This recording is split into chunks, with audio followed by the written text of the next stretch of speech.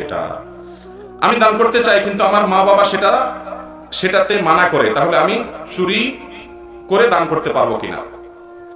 নিজের টাকা দান করতে হবে, আরেকজনের টাকা চুরি করে দান করা যাবে না। আপনি চুরি করে আরেকজনের টাকা দান করলে সওয়াব হবে না, বরং কি হবে? আপনি নিজে কামাই করেন। আজকাল যুবকরা শুধু বাবার সম্পদের দিকে তাকায় থাকে। কেন রে ভাই? নিজে কামাই করেন। আমার কাছে এক গাদা প্রশ্ন আছে, হুজুর আমি যুবক মানুষ, গুনাহ থেকে বাঁচতে চাই, আব্বা বিয়ে করে না। আরে ভাই, আপনি আব্বার বিয়ের দিকে তাকায়, আপনি পয়সা কামাচ্ছেন না কেন? পয়সা কামাইলে বাপ বিয়ে করবে, মেয়ের বাপরা এমনি তুলে নিয়ে চলে যাবে। পয়সা কামাবেন না, বসে বসে বাপের হোটেলে খাবেন, আবার মেয়ে আরেকটা এনে বলেন বাপ তুমি এটারও খাও। যদিও বাপের উচিত সামর্থ্য থাকলে নিজে টাকা দিয়ে ভর্তুকি দিয়ে হলো ছেলেকে বিয়ে করানো, কারণ আমার ছেলের চরিত্র লক্ষ কোটি টাকার চাইতে উত্তম, অনেক মূল্যবান। কাঁচা পেঁয়াজ খাওয়া মাকরু কিনা?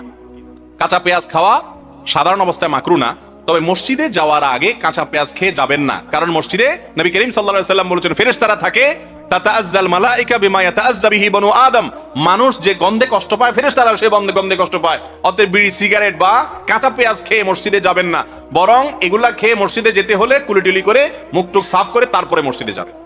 তাহলে সাধারণ এমনি ভাতে আপনি কাঁচা পেঁয়াজ খেলেন, খেয়ে পরে ব্রাশ করে মুখ পরিষ্কার করে মসজিদে গেলেন, তাহলে এটা কি হবে না? মাকরু হবে না। এরপরে প্রশ্ন হলো, জুমার খুতবার আগে সমাজ প্রধান যিনি, তিনি কি সামাজিক কোনো কথাবার্তা বা মসজিদের উন্নয়নমূলক কথাবার্তা বলতে পারেন কিনা? এমন কথা বলতে পারবেন যেই কথায় মুসল্লিদের বা মানুষদের উপকার আছে। যেমন একটা অন্যায় কাজ মানুষ করতেছে, যেখানে সেখানে ময়লা ফেলতেছে, বা মানুষ সতর্ক থাকছে না, রোগবালাই বাড়ছে, তো মানুষের উপকার আসে, এরকম কথা মসজিদের দাঁড়ায়া গণ্যমান্য লোকেরা বলতে পারবেন। কিন্তু তারা দাঁড়ায়া তাদের নিজেদের ভোট চাওয়া কিংবা দুনিয়াবি কোনো কিছু বলা, আল্লাহর ঘরে দাঁড়ায়া সেটা করা জায়েজ নাই। আল্লাহর ঘরে দাঁড়ায়া মানুষের কল্যাণে কোনো কথা তারা প্রয়োজনে বলতে পারেন, মসজিদের উন্নয়নের জন্য অবশ্যই কথা বলতে পারেন। এরপরে প্রশ্ন হলো, আমি মহান আল্লাহকে খুব ভয় পাই এবং তার হুকুম আহকাম মেনে চলার সর্বাত্মক চেষ্টা করি, কিন্তু মাঝে মাঝে ইবাদতে কোনো স্বাদ পাই না, এমনকি নামাজ কাজা করে ফেলি। আমি খুবই মানসিকভাবে কষ্টে আছি। ভাইরা আমার, ইবাদতে স্বাদ পাচ্ছেন না, সেজন্য মানসিক কষ্টে আছেন, এটা তো একটা ভালো সাইন আলহামদুলিল্লাহ। আপনাকে আমি বলবো, প্রথমত চোখের গুনাহ থেকে বাঁচার চেষ্টা করবেন। চোখ দিয়া পরনারী দেখবেন না, অনলাইনে অফলাইনে ফেসবুকে ইউটিউবে টুইটারে কোনো জায়গায় না। এবং সবসময় চোখকে নিয়ন্ত্রণ করার জন্য লড়াই করবেন, চেষ্টা করবেন প্রতিদিনকে উন্নত করার। এক নাম্বার 2, হালাল উপার্জন করবেন, হালাল ভক্ষণ করবেন, এক্ষেত্রে কোনো কম্প্রোমাইজ করবেন না, এই দুটি কাজ সিরিয়াসলি করবেন। নাম্বার 3, সালাত অর্থ সহকারে বুঝে ধীরস্থিরতার সাথে সুন্দর করে আদায় করবেন, ইনশাআল্লাহ সালাতের ভিতরে স্বাদ এবং তৃপ্তি অনুভব করবেন বলতে পারেন। এরপরে প্রশ্ন হলো, হস্তমৈথুন সম্পর্কে ইসলাম কি বলে ও হস্তমৈথুন করার পর কিভাবে আল্লাহর কাছে রক্ষা? ক্ষমা চাইলে আল্লাহ ক্ষমা করবেন। হস্তমৈথুন করা হারাম, কবিরা গুনাহ ভাই। জেনা করা যেরকম কবিরা গুনাহ, হস্তমৈথুন করা একই রকমের করবে কবিরা গুনাহ। যদি কেউ এই অপরাধ করে থাকে, তার তওবা করে লজ্জিত হয়ে ক্ষমা চাই ফিরে আসলে আল্লাহ তাআলা মাফ করে দিবেন ইনশাআল্লাহ। পীর ধরার ব্যাপারে হাদিস কোরআন পাকের আলোকে জানাবেন। ভাই, আল্লাহ তাআলা আমাদেরকে কোরআন এবং হাদিসকে অনুসরণ করার নির্দেশ করেছেন। আল্লাহ বলেছেন, মা আতাকুমুর রাসূলু ফাখুযু, তোমাদেরকে যা রাসূল দিয়েছেন সেটা তোমরা ধরো। না পীর ধরতে বলছেন? আল্লাহ বলছেন রাসূল যা দিয়ে গেছেন সেটা তোমরা খুযুহু, মানে কি? সেটা তোমরা ধরো। আল্লাহ তাআলা ইয়াহইয়া আলাইহিস সালামকে বলছেন, ইয়া ইয়াহইয়া খুযিল কিতাবা বিকুওয়া, হে ইয়াহইয়া তুমি কিতাব ধরো, কোরআন ধরো, মানে ওইটাকে অনুসরণ করো। অতএব কোনো ব্যক্তি না, আমরা অনুসরণ করব কোরআন এবং হাদিস। আমাদের নবীজি যাওয়ার সময় কি রেখে গেছেন? তিনি বলেছেন, তারাকতু ফিকুম আমরাইন, তোমাদের মাঝে দুইটা জিনিস আমি রেখে গেলাম, কিতাবাল্লাহি ওয়া সুন্নাত রাসূলি ওয়া সুন্নাত নবী। তোমাদের সামনে দুইটা জিনিস আমি রেখে গেলাম, সেগুলো তোমরা পাকড়াও করবা, ধরবা। একটা হলো কিতাব কোরআন, আর একটা হলো কি? হাদিস। ওলামায়ে কেরামের মাধ্যমে ব্যাখ্যা জেনে সেগুলোকে আমরা গ্রহণ করব। কোনো ব্যক্তিকে অন্ধের মতো অনুসরণ করা জায়েজ নাই, বিশেষ করে যখন কোরআন হাদিস বিরোধী কিছু পাওয়া যাবে তখন অন্ধের মতো অনুসরণ করার সুযোগ নাই। এরপরে প্রশ্ন হলো, তাহাজ্জুদ নামাজ সুন্নাত নাকি নফল ইবাদত? তাহাজ্জুদ এটা সুন্নাত, নবী সাল্লাল্লাহু আলাইহি ওয়াসাল্লাম পড়েছেন সেজন্য। আবার ফরজ নামাজের বাইরের, ওয়াজিবের বাইরের নফল মানে এক্সট্রা, এটা এক্সট্রা, ফরজ ওয়াজিবের বাইরে, সেদিক থেকে এটাকে নফল বলা যায়, কিন্তু এটা মূলত সুন্নাত। কেউ যদি নফলের নিয়তে তাহাজ্জুদ পড়ে নামাজ হয়ে যাবে, সুন্নতের নিয়ত করলেও নামাজ হয়ে যাবে। দত্তক কন্যা সন্তান ও বালেগ হওয়ার পর সে বাবার সাথে দেখা দিতে পারবে কিনা? কোনো বা শিক্ষা প্রতিষ্ঠানে পিতার জায়গায় তার নাম লেখা যাবে কিনা? কোন সন্তান আপনি পালক আনছেন, পালক আনলে সে আপনার আসল পুত্র, আসল সন্তান কোনোদিনই হবে। তার শিক্ষার সার্টিফিকেটে, পাসপোর্টে, বার্থ সার্টিফিকেটে, সবগুলোতে তার যে জন্মদাতা বাপের ঘরে তার নাম লিখতে হবে, আপনার নাম লিখলে 2 নম্বরই হবে। কথা কি বুঝাতে পারছি? আমাদের দেশে মানুষ পালক পালে হলো নিজের ধান্দায়, স্বার্থে। নবীজি বলেছেন, আনা ওয়া কাফিলুল ইয়াতীমি কাহাতাইন, কোন ইতিমকে যদি কেউ লালন পালন করে, কিয়ামতের দিন জান্নাতে আমি এবং সে এরকম পাশাপাশি থাকবো। কিন্তু আমরা এতিম লালন পালন করি, গরিব লালন পালন করি কখন? যখন নিজের ছেলে মেয়ে হয় না, তখন আনি একটু বাপ ডাক শোনার জন্য, নিজের স্বার্থে, সবের উদ্দেশ্যে করি না। সবের উদ্দেশ্যে করে বলতাম, বাবা তোমার জন্মদাতা বাপরে বাপ ডাকিও, তোমার মারে মা ডাকিও, আমি শুধু উপকার করলাম, হেল্প করলাম, এতটুকু সব পাওয়ার আশা। এই মানুষ এখন খুঁজে পাওয়া যায়? একেবারে নাই। বরং মা বাপ থেকে আনার পর বাচ্চাকে এমন ভাবে গড়ে তোলে যেন ওর জন্মদাতা মা বাপের কথা চিরতরে ভুলেই যায়। ঠিক না বে ঠিক? এটা হারাম। এই হারাম কাজটা অনেক ভাইরা করছে। এরপরে প্রশ্ন হলো, ফরজ নামাজ শেষে মুনাজাত বা সুন্নত নামাজের চেয়ে তাসবির গুরুত্ব বেশি, এটা জানার পরও স্বয়ং ইমাম সাহেবরা কেন এই সুন্নত আমল করে না? ইমাম সাহেবরা নামাজের পরে দোয়া জিকির গুলা করে না, আপনি কিভাবে নিশ্চিত হয়ে গেলেন? ইমাম সাহেবের বিরুদ্ধে এরকম লেগে গেলেন। ইমাম সাহেবরা হয়তো করে, আপনি শুনেন না, কারণ ফরজ নামাজের পরে দোয়া জিকির গুলো তো আস্তে আস্তে করতে হয়। আর যদি ইমাম সাহেবরা না করেন তাই বলে সেটা কি হয়ে যাবে না সুন্নতের খেলাফ হয়ে? আমাদের নবীজি সাল্লাল্লাহু আলাইহি ওয়াসাল্লাম ৫ ওয়াক্ত নামাজের পরে অনেকগুলো দোয়া জিকির করতেন। আমরা সুন্নাহ ফাউন্ডেশন থেকে আরো বিভিন্ন প্রতিষ্ঠান থেকে ছাপায় সেগুলো দিয়ে দিছে, কার্ড করে ব্যানার করে মসজিদে টাঙায় দিছে। আস্তাগফিরুল্লাহ আস্তাগফিরুল্লাহ আস্তাগফিরুল্লাহ আল্লাহুম্মা আনতাস সালাম, এগুলো বলা কি সুন্নাত। এই সুন্নাতটা আমাদের সমাজে জিন্দা করতে হবে। মানুষ নামাজ পড়ে সুন্নাত পড়ে চলে যায়, সুন্নাতগুলো আমল করে না। ইমাম সাহেবদের উচিত এগুলো মানুষকে শেখানো, বলা, বুঝানো। করবেন তো ইনশাআল্লাহ? ইমাম সাহেবদের বিরুদ্ধে ফতোয়া না দিয়া ওনাদেরকে উৎসাহ করবেন যে হুজুর এই যে সুন্নাতটা আছে এটা একটু আপনি প্রচার করেন, বলেন, একটু বুঝাবেন, ইনশাআল্লাহ ওনারা করবেন। আমার প্রশ্ন, কেবলার দিকে পা দিয়ে শুয়ে থাকলে অথবা কেবলার দিকে থুতু ফেললে কোনো গুনাহ হবে কিনা? ইবনে হিব্বান এবং সম্ভবত মুসনাদ হাকিমের একটি বর্ণনা আছে, নবী সাল্লাল্লাহু আলাইহি ওয়াসাল্লাম বলেছেন, মান তাফাল্লা তুজাহাল কিবলা জা ইয়াউমাল কিয়ামাতি ওয়া তাফাল্লাতুহু মা বাইনা আইনাইহি। যে ব্যক্তি কেবলার দিকে থুতু ফেলে, শ্লেষা ফেলে, কপ এগুলো ফেলে নিক্ষেপ করে কেবলার দিকে, কিয়ামতের ময়দানে সে যখন উঠবে তার কপালে সেগুলো থাকবে, আঠার মতো লেগে থাকবে, অপমানিত হবে। মানুষ দেখলে বুঝবে দুনিয়াতে এই পাপটা সে করতো। আমরা অনেকে এটা খেয়াল করি না। থুতু শ্লেষা কপ আসলো, ও থু বলে যেদিক সেদিক মেরে দিলাম, কেবলার দিকে মারা যাবে, খবরদার। ভুলে হয়ে গেছে, মনে হওয়ার সাথে সাথে সাবধান থাকবেন যে পরবর্তীবার যেন না হয়। খুব এরপরে প্রশ্ন হলো, আমি একজন হক নষ্ট করেছি, এখন সে অনেক দূরে চলে গেছে, এখন আমি কিভাবে তার হক পূরণ করবো? এমন অবস্থায় আমার কি করণীয় যদি বলতেন? আপনি কারোর হক নষ্ট করেছেন, পয়সা মেরে দিয়েছেন, এখন সে অনেক দূরে চলে গেছে আর তার পাওয়ার সুযোগ নেই, তাহলে তার ওয়ারিস বাপ মা সন্তান বেঁচে থাকলে, পরিবার বেঁচে থাকলে তাদের কাছে ফেরত দিবেন। যদি তাদেরকেও খুঁজে পাওয়া না যায়, তাহলে যেই পরিমাণ হক মেরেছেন ওই পরিমাণ হক, ওই পরিমাণ টাকা কোনো গরিবকে তার পক্ষ থেকে দান করে দিবেন, এতে ইনশাআল্লাহ মুক্ত হয়ে যাবেন। আমি একজন যুবক, আমার বয়স 18+, আমার মেয়েদের প্রতি খুব আকর্ষণ জাগে, প্রেম করতে ইচ্ছা করে, এমন অবস্থায় এইসব থেকে কিভাবে দূরে থাকতে পারবো বললে খুবই উপকৃত হব। প্রথমে সাধুবাদ জানাই এই যুবককে, যে যুবক সৎ সাহস করে প্রশ্ন করেছেন।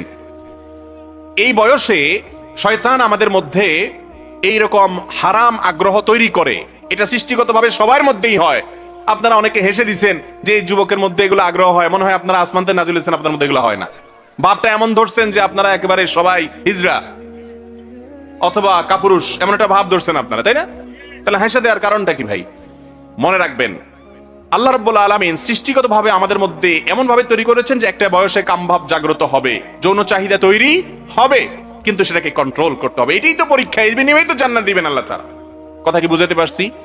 আব্দুল্লাহ জাহাঙ্গীর রাহমাহুল্লাহ বলতেন, মানুষের ভিতরকার যৌনতা এটা প্রমোটেড বাই আল্লাহ সুবহানাহু ওয়া তাআলা। আল্লাহ তাআলা এটাকে এমন ভাবে সৃষ্টি করেছেন যে এটা নতুন করে এই যৌন চাহিদা তৈরি করতে হয় না, জাগ্রত করতে হয় না, এমনি সময় মতো জাগ্রত হয়ে যায়। মানুষ কেন পশুর মধ্যেও হয়ে যায়, কেউ শিখানো লাগে না। এটাকে কন্ট্রোল করতে হয়, প্রমোট না, নিয়ন্ত্রণ করা শিখতে হয়। যুবক ভাই আমার, এরকম যদি হয় যে আপনি নিজেকে গুনাহের মধ্যে পতিত হওয়ার আশঙ্কা করছেন, তাহলে 1 নম্বর করণীয় হলো মেয়েদের সংস্রব থেকে নিজেকে 1000 মাইল দূরে রাখার চেষ্টা করবেন, অর্থাৎ বাঁচার চেষ্টা করবেন, আপ্রাণ চেষ্টা করবেন যে তাদের সংস্রব থেকে দূরে থাকেন।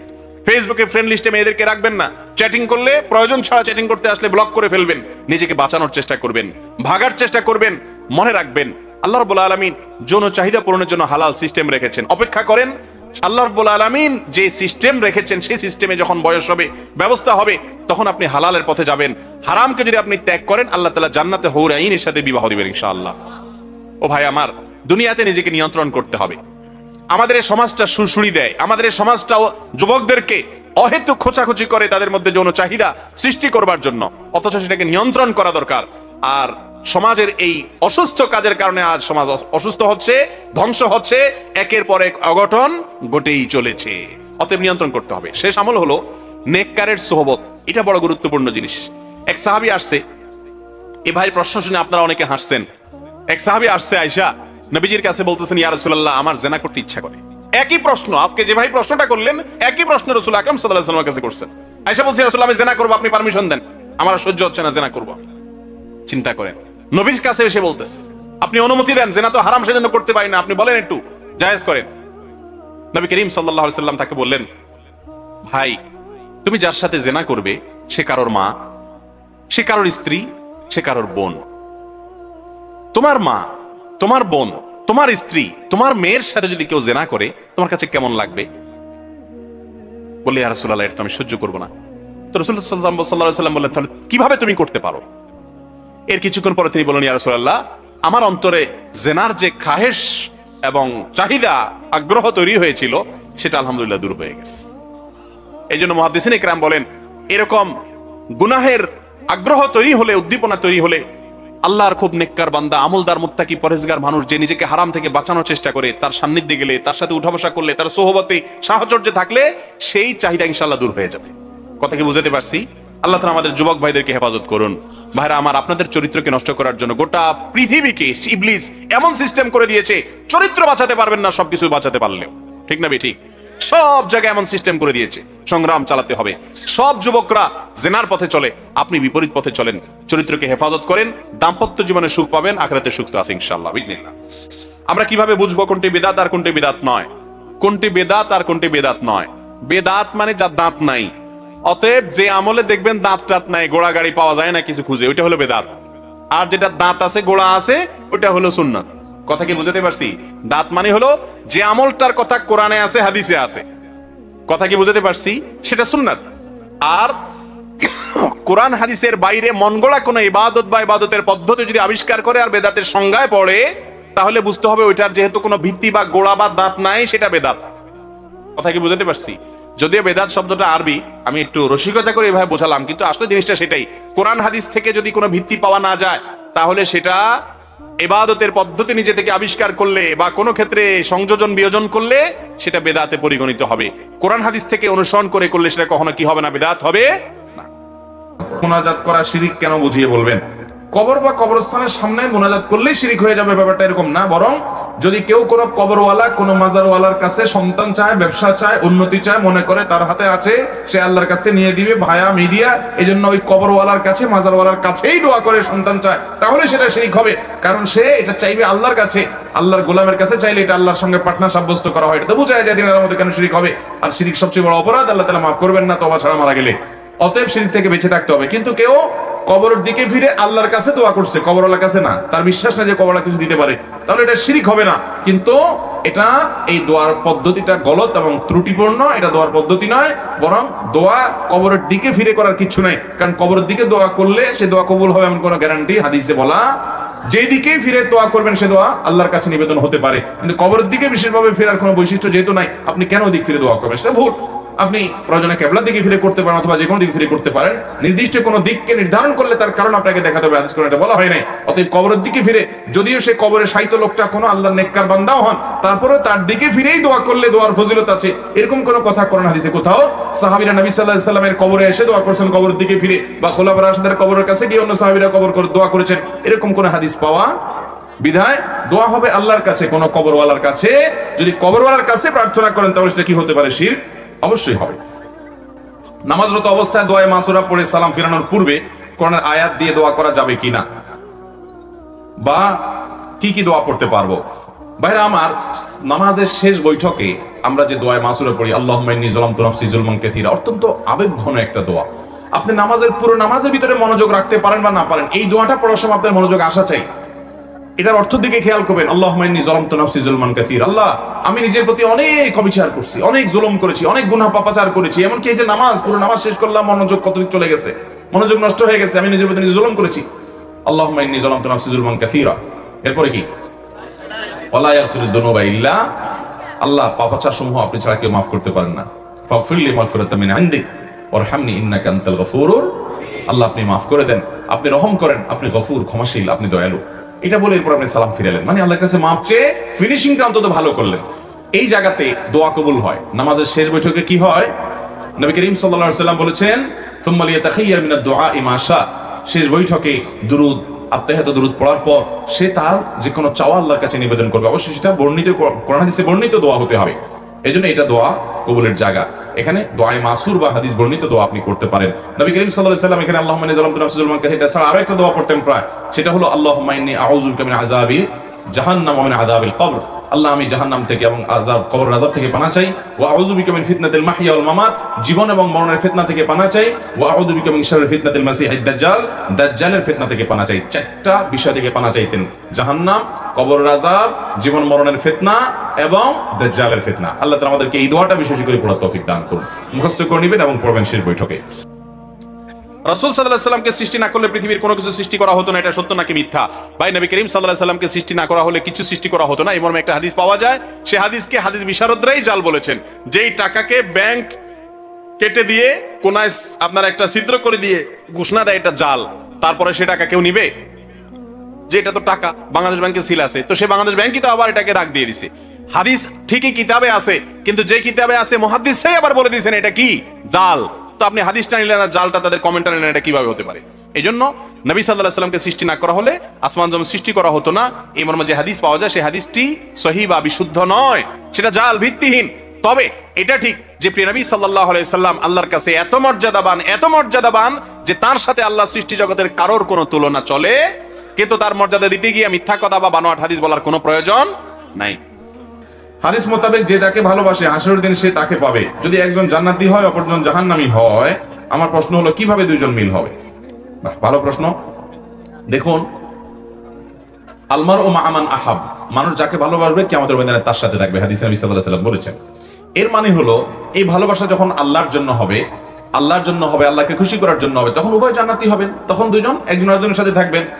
আর যদি ভালোবাসাটা আল্লাহর জন্য না হয়, দুইজন আল্লাহওয়ালা না হয়, তাহলে সেক্ষেত্রে এই হাদিস প্রযোজ্য না। এই হাদিসের উদ্দেশ্যই হলো কোন মানুষ যদি একে অন্যকে আল্লাহর জন্য ভালোবাসে, তার মানে দুইজনই নেককার, তাহলে তারা দুইজনই জান্নাতে থাকবে পরস্পরের সাথে।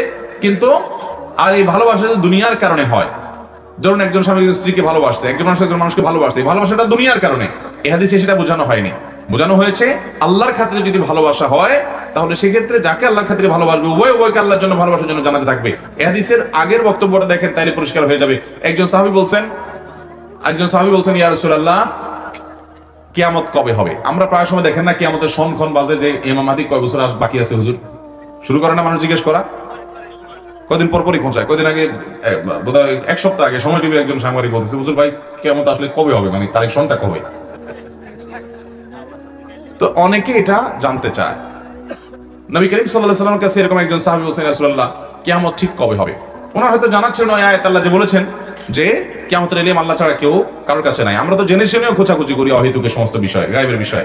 যাই হোক, তো নবী করিম সাল্লাল্লাহু আলাইহি ওয়াসাল্লাম তাকে বললেন, মাজা আদাত তালাহা, কিয়ামত কবে হবে এটা তুমি জানতে চাচ্ছ, কিয়ামতের জন্য তোমার প্রস্তুতিটা কি?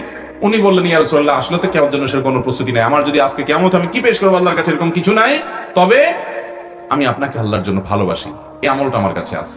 তখন নবীজি সাল্লাল্লাহু আলাইহি ওয়াসাল্লাম বলেছেন, আনতা মা আমান আহবাবত, তুমি যাকে ভালোবাসছো তুমি তার সাথে থাকবা। বর্ণনাকারী সাহাবী বলেন, আমরা নবীর মুখ থেকে কত হাদিসই তো শুনছি, কোন হাদিস শোনার পর আমরা এত খুশি হই নাই এই হাদিসটা শোনার পর যত খুশি হয়েছি। কারণ আমরা নবী সাল্লাল্লাহু আলাইহি ওয়াসাল্লামের মতো আমল করে তার পর্যায়ে কখনো যেতে পারবো না, আবু বকরের মতো আমল করে তার সমান কখনো হতে পারবো না, ওমরের মতো আমল করে তার সমান কখনো হতে পারবো না। কিন্তু তাদেরকে ভালোবেসে কিয়ামতের দিন এবং জান্নাতে তাদের সাথে থাকা যাবে, এই কথা জানার পর আমরা খুশি হয়ে গেলাম যে তাদের সাথে থাকার একটা সুযোগ তৈরি হলো। আমরা সবচেয়ে ভালোবাসা নবীদেরকে, সাহাবায়ে কেরাম রিদওয়ানুল্লাহি তাআলা আলাইহিম আজমাইনদেরকে দেব তো ইনশাআল্লাহ। সমাজের প্রভাবশালী ব্যক্তিগণ বা ভাই যদি দুর্বল ব্যক্তির উপরে বা দুর্বল ভাইয়ের উপরে জুলুম ও অত্যাচার করে, তাদের পরিণতি কি হবে? তাদের পরিণতি হলো তারা মুফলিস হবে, ভিখারি হবে। ভিখারি বুঝেন? নবী সাল্লাল্লাহু আলাইহি ওয়াসাল্লাম বলেছেন, আতাদরুনা মাল মুফলিস, তোমরা কি জানো সবচেয়ে অভাবী কে, ভিখারি কে? সাহাবীরা বলছেন, আল মুফলিসু ফিনা মান লা দিনারা ওয়ালা দিরহামা, আল্লাহর রাসূল যার টাকা পয়সা নেই আমরা তাকেই তো ভিখারি মনে করি। নবী সাল্লাল্লাহু আলাইহি ওয়াসাল্লাম বলেছেন, না সেটা না, টাকা পয়সা নাই এটা এমন কি আর হলো, এক সময় আসবে তার হাতে। কিন্তু আসল ভিখারি হলো যে দুনিয়া থেকে অনেক নেক আমল করে নিয়ে গেছে, আখিরাতে কিন্তু দুনিয়াতে মানুষের প্রতি বিভিন্ন জুলুম অত্যাচার অবিচার করছে, গালিগালাজ করেছে, ধমক দিয়েছে, অন্যায় করেছে, টাকা পয়সা মেরে খেয়েছে, ইজ্জত নষ্ট করেছে, গীবত শিকায়ত করেছে। মানুষের রক্ত নষ্ট করার কারণে কিয়ামতের ময়দানে তারা আমলে পাহাড় নিয়ে আসার পরও বহু পাওনাদার একত্র হবে, আল্লাহর কাছে বলবে, আল্লাহ আমাকে গালি দিয়েছে, ধমক দিয়েছে, আমি কিছু বলতে পারি নাই। তখন তার ওই যে নেক আমলগুলো করে গেছে সেখান থেকে সওয়াব দিয়ে পাওনাদার বিদায় করা হবে।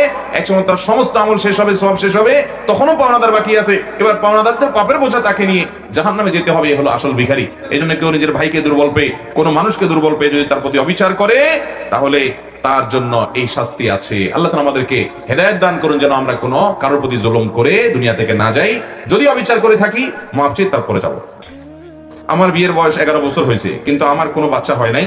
আমার শাশুড়ি কোনো কিছু নিয়ে ঝগড়া লাগলেই আমাকে এবং আমার স্বামীকে ভাঞ্জা আটকুরা বলে খোঁটা দেয় এবং বলে আল্লাহ যেন আমাদের কোনো সন্তান না দেয়, বদদোয়া করে। এমন অবস্থা আমাদের করণীয় কি? ভালো করে শুনে রাখেন, অনেক এলাকাতে এটা আছে যে কারো ছেলে মেয়ে না হলে তাকে আটকুরা, ভাঞ্জা, এটা সেটা, আরো কি জানি বলে, এরকম বিভিন্ন কথা বলে। এটা, এই গালিটা কাদের গালি জানেন? কোরআনে আল্লাহ তাআলা উল্লেখ করেছেন কাদের গালি? এটা কাফেরদের গালি। এই গালিটা কাদের গালি? কাফেররা। কাফেররা এই গালিটা কাকে দিত? আমাদের প্রিয় নবী সাল্লাল্লাহু আলাইহি সাল্লামকে বলতো। কেন বলতো? কারণ আর কোনো ছেলে বেঁচে ছিল না। বলতো তুমি নির্বংশ, তোমার বংশ নাই, তুমি মরে গেলে তোমার কোনো ছেলে সন্তান নাই, বংশ কিভাবে টিকবে? বংশের চেহারা গাড়ি কেন বাদ থেকে জ্বালাবে? নির্বংশ বলে গালি দিত আমাদের নবী সাল্লাল্লাহু আলাইহি সাল্লামকে। কারা? কাফেররা। আল্লাহ তাআলা সূরা ইন্না আতানাকা কাউসারের মধ্যে জবাব দিয়েছেন, ইন্না আতাইনাকাল কাউসার ফাসাল্লি লিরাব্বিকা ওয়ানহার ইন্না শানিআকা। যারা আপনাকে নির্বংশ বলছে, ওরা বরং নির্বংশ। ওদের নাম নেয়ার মতো, ওদের বংশে চেরাগ জ্বালানোর মতো লোক দুনিয়াতে পাওয়া যাবে না। আবু জাহাল, আবু লাহাবদের নাম নেয়ার মতো দুনিয়াতে মানুষ আছে? ওদের 14 গোষ্ঠী ধরে যদি গালিগালাজ করে সারা দুনিয়ার মানুষ, একটা মানুষের চোখের পানি ফেলানোর মতো আছে? আর নবী করিম সাল্লাল্লাহু আলাইহি সাল্লামকে আল্লাহ রাব্বুল আলামিন এইভাবে তাকে জিইয়ে রেখেছেন, টিকিয়ে রেখেছেন যে তার সম্পর্কে কোনো কটু কথা বললে হাজার হাজার মানুষের হৃদয় রক্তক্ষরণ হয়। তাহলে তোমাদের ছেলে মেয়ে থেকেও তোমাদের অস্তিত্ব পৃথিবীতে টিকে নাই, কিন্তু তার ছেলে না থেকেও শুধুমাত্র কন্যা সন্তান বেঁচে ছিলেন। ছেলেরা মারা গেছেন ছোট থাকতে, তারপর আল্লাহ তাআলা তাকে টিকিয়ে রেখেছেন। তাহলে কারো সন্তান না হলে, ছেলে না হলে, মেয়ে না হলে বা সন্তান না হলে তাকে আটকুরা বলা, ভাঞ্জা বলা, এটা বলা, সেটা বলা, বন্ধা বলা, নানা রকমের কটু কথা বলা, এটা কাফেরদের চরিত্র। কোনো মুসলমান এটি করতে পারে? সন্তান না হওয়া কি কারোর হাতে? আল্লাহ কোরআনে বলেছেন, আল্লাহ তাআলা যাকে ইচ্ছা তাকে কন্যা সন্তান দেন, যাকে ইচ্ছা তাকে পুত্র সন্তান দেন, যাকে ইচ্ছা দুইটাই দেন, যাকে ইচ্ছা কোনোটাই দেন না। ওয়াজআলু মাইয়াশাউ আকিমা, যাকে ইচ্ছা তাকে আল্লাহ বন্ধা করেন। অতএব এটা সম্পূর্ণ আল্লাহর ফয়সালা। বিধায় এই ব্যাপারে কোনো কটু কথা বললে সে গুনাহগার হবে, কবিরা গুনাহ হবে। এই যে সূরা হুজরাতে আল্লাহ যে নিষেধ করেছেন, সে নিষেধাজ্ঞা লঙ্ঘনকারী হবে। আমাদের এলাকায় নবী নূরের তৈরি নাকি মাটির তৈরি, এটা নিয়ে গন্ডগোল হয়। ভাই, নবীজি নূরের তৈরি না মাটির তৈরি? কিছু মানুষ মাটির বলছেন, আর কিছু চুপ আছেন যে কোনটা বললে বিপদে পড়ি। ভাই থামেন। আল্লাহ রাব্বুল আলামিন তার রাসূল সাল্লাল্লাহু আলাইহি সাল্লামকে কি দিয়া বানাইছেন এই সম্পর্কে কোনো প্রশ্ন করা হবে কবরে কিয়ামতের দিন? তাহলে এটা নিয়ে গন্ডগোল করার কি যুক্তি আছে রে ভাই? নবী করিম সাল্লাল্লাহু আলাইহি সাল্লামের কথা মানতে হবে, তাকে অনুসরণ করতে হবে, তার সম্পর্কে কোরআন হাদিসে যেটুকু আছে এতটুকু বিশ্বাস করতে হবে। তার প্রতি ঈমান আনার অংশ হিসাবে তাকে মাটির তৈরি, নূরের তৈরি বলতে হবে, এমন কোনো কথা নাই যে এটাই বলতে হবে। তবে তিনি মানুষ ছিলেন।